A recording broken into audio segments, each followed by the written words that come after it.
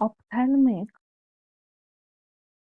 nerve is a terminal branch of trigeminal nerve and the smallest division.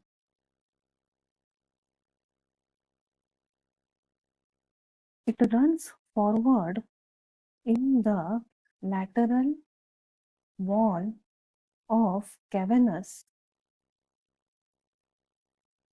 sinus below the oculomotor and trochlear nerves. It has three main branches, that is ophthalmic,